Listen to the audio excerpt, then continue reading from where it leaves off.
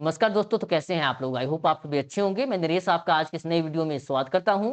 तो जैसा कि आपको मालूम है, हमने एचपीटी टिक मिशन 2025 की क्लासेस स्टार्ट कर दी है। टॉपिक चला है हमारा भारतीय राज्य व्यवस्था और उसमें देख रहे हैं हम संविधान सभा और संविधान की प्रस्तावना के बारे में। तो चलो बिना किसी देरी के वीडियो को स्टार्ट करते हैं। सभी क्वेश्चन एमसीक्यू टाइप में रहेंगे, किसी भी क्वेश्चन को मत छोड़ना। फर्स्ट क्वेश्चन क्या रहेगा दोस्तों?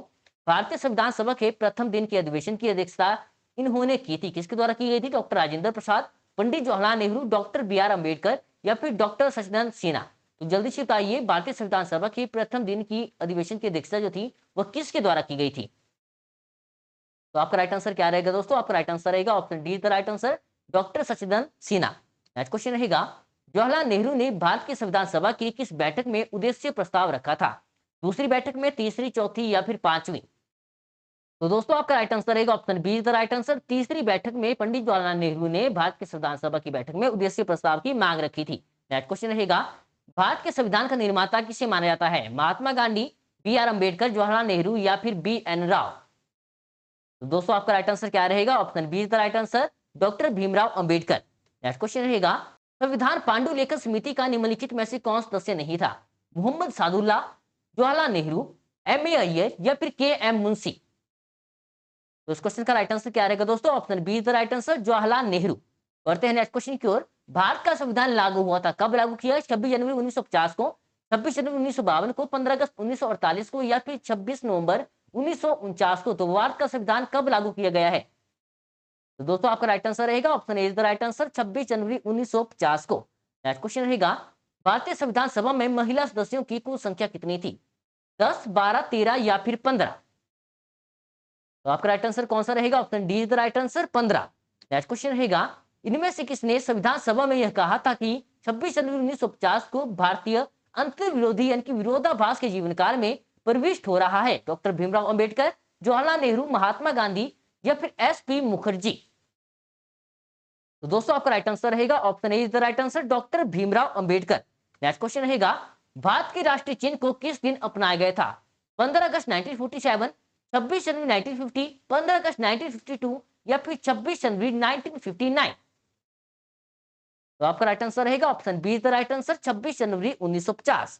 नेक्स्ट क्वेश्चन रहेगा, भारतीय संविधान के किस भाग को उसकी आत्मा की आख्या प्रदान की गई है? प्रस्तावना, मौलिक अधिकार, राज्य के नीति निर्देशक तत्व या फिर लास्ट ऑप्शन संविधान के सभी अनुच्छेद? तो आपका राइट आंसर रहेगा option A is the right answer, प्रस्तावना। नेक्स्ट क्वेश्चन रहेगा, संविधान निर्माताओं ने किस पर विशेष ध्यान दिया था? प्रस्तावना पर, मूल कर्तव्य पर, मौलिक अधिकार पर या फिर नीति निर्देशक तत्वों पर? तो दोस्तों आपका राइट आंसर क्या रहेगा? Option A is the right answer, प्रस्तावना पर।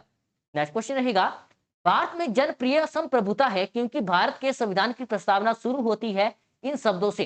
तो भारत के संविधान की प्रस्तावना किसके द्वारा शुरू होती है? लोकतंत्रवादी भारत, लोक गणराज्य, लोक प्रभुसत्ता या फिर हम भारत के लोग? तो कहां से शुरू होती है दोस्तों? तो आपका राइट आंसर रहेगा option D is the right answer, हम भारत के लोग। नेक्स्ट क्वेश्चन रहेगा, भारत को गणराज्य क्यों कहा जाता है? फर्स्ट ऑप्शन दी गई है, इसकी विधानमंडलों की अधिकतम संख्या जनता द्वारा अप्रत्यक्ष चुनी जाती है। सेकंड ऑप्शन आपके पास है, यह राज्यों का एक संघ है। थर्ड ऑप्शन दी गई है, भारतीय नागरिक मूलभूत अधिकारों का उपयोग करती है। या फिर लास्ट ऑप्शन, यहाँ राज्य का प्रमुख निर्धारित अवधि के लिए निर्वाचित होता है। तो इस क्वेश्चन का राइट आंसर रहेगा दोस्तों option D is the right answer, यहाँ राज्य का प्रमुख निर्धारित अवधि के लिए निर्वाचन होता है। नेक्स्ट क्वेश्चन रहेगा, भारत है एक, तो भारत क्या है? धर्मनिरपेक्ष राष्ट्र, हिंदू मुस्लिम राष्ट्र या इनमें से कोई नहीं? तो इस क्वेश्चन का राइट आंसर क्या रहेगा दोस्तों? Option A is the right answer, धर्मनिरपेक्ष राष्ट्र। वेरी वेरी इंपोर्टेंट क्वेश्चन, जरूर से इस क्वेश्चन को याद रखना। नेक्स्ट क्वेश्चन रहेगा, धर्मनिरपेक्षता का अर्थ है राज्य सरकार सभी धर्म के खिलाफ है, राज्य सरकार द्वारा एक धर्म को स्वीकार किया गया, या फिर थर्ड ऑप्शन, राज्य सरकार द्वारा किसी भी धर्म को स्वीकार नहीं करना, या फिर लास्ट ऑप्शन, उपरोक्त में से कोई नहीं? तो धर्मनिरपेक्षता का अर्थ क्या है? तो दोस्तों आपका राइट आंसर रहेगा option see the right answer, राज्य सरकार द्वारा किसी भी धर्म को स्वीकार नहीं करना। नेक्स्ट क्वेश्चन रहेगा, भारत एक धर्मनिरपेक्ष राज्य है, इसका मतलब है कि भारतीय राज्य, फर्स्ट ऑप्शन दी गई है, धर्म विरोधी नागरिकों का समर्थन करता है। सेकंड ऑप्शन आपके पास है, बहुसंख्यक समुदाय के धर्म का समर्थन करता है। थर्ड ऑप्शन दी गई है, अल्पसंख्यक समुदाय के धर्म का समर्थन करता है। या फिर लास्ट ऑप्शन, किसी निश्चित धर्म का समर्थन नहीं करता है। तो दोस्तों आपका राइट आंसर रहेगा option D is the right answer, किसी निश्चित धर्म का समर्थन नहीं करता है। नेक्स्ट क्वेश्चन रहेगा, गणतंत्र होता है केवल एक लोकतांत्रिक राज्य अध्यक्षीय पत्ती शासन वाला राज्य, संसदीय पत्ती वाला शासन राज्य, या फिर लास्ट ऑप्शन राज्य जहां पर अध्यक्ष वंशानुगत रूप से न हो। तो गणतंत्र क्या होता है दोस्तों? तो आपका राइट आंसर रहेगा option D the right answer, राज्य जहां पर अध्यक्ष वंशानुगत रूप से न हो। नेक्स्ट क्वेश्चन रहेगा, निम्नलिखित में से वे दो शब्द कौन से हैं जिनका समावेशन 42वें संवैधानिक संशोधन द्वारा संविधान की उद्देशिका में किया गया था? धर्मनिरपेक्ष लोकतांत्रिक, प्रभुसत्व संपन्न लोकतांत्रिक, समाजवादी धर्मनिरपेक्ष, या फिर धर्मनिरपेक्ष गणतंत्र। तो जल्दी से बताइए कौन सा आंसर जो है आपका राइट आंसर रहेगा? तो इस क्वेश्चन का राइट आंसर रहेगा दोस्तों option see the right answer, Samajwadi और धर्मनिरपेक्ष। नेक्स्ट क्वेश्चन रहेगा, भारतीय संविधान की प्रस्तावना में भारत को किस रूप में घोषित किया गया है? फर्स्ट ऑप्शन आपके पास दी गई है एक सार्वभौम प्रजातांत्रिक गणतंत्र, एक समाजवादी प्रजातांत्रिक गणतंत्र। थर्ड ऑप्शन आपके पास दी गई है एक प्रभुसत्ता संपन्न समाजवादी धर्मनिरपेक्ष प्रजातांत्रिक गणराज्य, या इनमें से कोई नहीं। तो जल्दी से बताओ इस क्वेश्चन का राइट आंसर क्या रहेगा? तो दोस्तों आपका राइट आंसर रहेगा option see the right answer, एक प्रभुसत्ता संपन्न समाजवादी धर्मनिरपेक्ष प्रजातांत्रिक गणराज्य। नेक्स्ट क्वेश्चन रहेगा, भारत एक गणतंत्र है, इसका अर्थ है? तो क्या अर्थ है? सभी मामलों में अंतिम अधिकार जनता के पास है, भारत में संसदीय शासन व्यवस्था है, या फिर थर्ड ऑप्शन भारत में वंशानुगत शासन नहीं है, या फिर लास्ट ऑप्शन भारत राज्यों का एक संघ है। तो जल्दी से बताइए इस क्वेश्चन का राइट आंसर कौन सा रहेगा? तो दोस्तों आपका राइट आंसर रहेगा option see the right answer, Bharat में वंशानुगत शासक जो है वह नहीं है। नेक्स्ट क्वेश्चन रहेगा, निम्नलिखित में से कौन सा शब्द भारत के संविधान की उद्देशिका में नहीं है? समाजवादी, पथ निरपेक्ष, प्रभुसत्ता संपन्न, या फिर लोक कल्याण।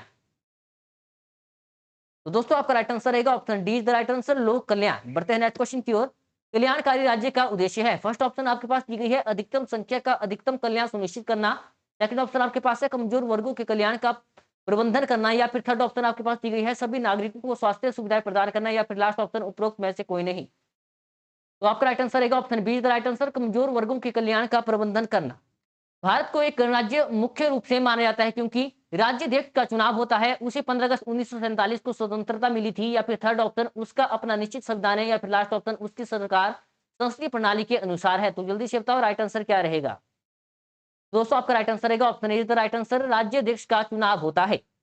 नेक्स्ट क्वेश्चन क्या है, भारतीय संविधान की प्रस्तावना में उल्लिखित सही क्रम कौन सा है? तो दोस्तों इस क्वेश्चन को देखना है, इस क्वेश्चन का राइट आंसर मैं आपको बता देता हूं, option be the right answer, संपूर्ण प्रभुसत्ता संपन्न समाजवादी पथ निरपेक्ष और लोकतंत्रात्मक।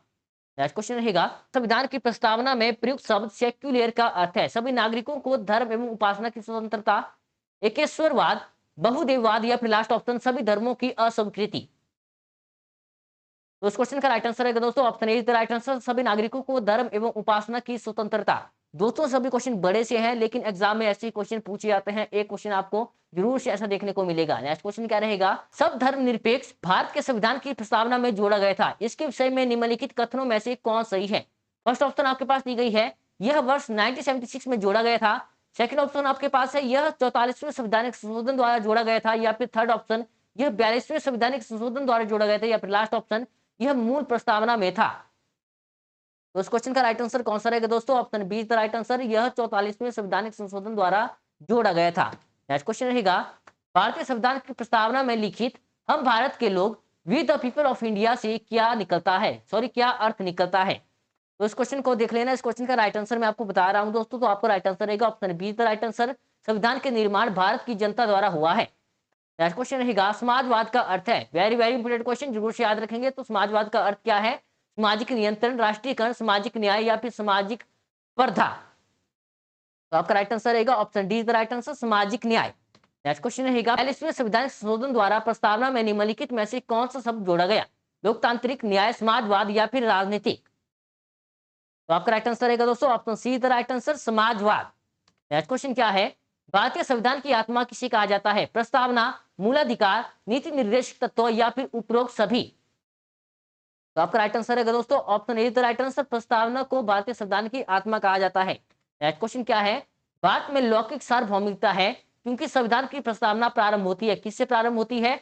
हम भारत के लोग शब्दों से, जनता के जनतंत्र शब्दों से, जनता के लोकतंत्र शब्दों से, या फिर प्रजातंत्रीय भारत शब्दों से। तो भारत की प्रस्तावना कहां से स्टार्ट होती है? Option A the right answer, हम भारत के लोग। नेक्स्ट क्वेश्चन रहेगा, भारतीय संविधान की प्रस्तावना पर किस क्रांति का प्रभाव नहीं झलकता है? फ्रांसीसी क्रांति 1789, अमेरिकी क्रांति 1776, बोल्शेविक क्रांति 1917, या फिर चीन की क्रांति 1912। तो जल्दी से बताओ इस क्वेश्चन का राइट आंसर क्या रहेगा? दोस्तों आपका राइट आंसर रहेगा option D the right answer, चीन की क्रांति। नेक्स्ट क्वेश्चन रहेगा, मूल भारतीय संविधान के अनुसार भारत एक डैश डैश है, तो भारत क्या है दोस्तों? इस क्वेश्चन का राइट आंसर सुन लो, option A the right answer, प्रभुसत्ता संपन्न लोकतांत्रिक गणराज्य।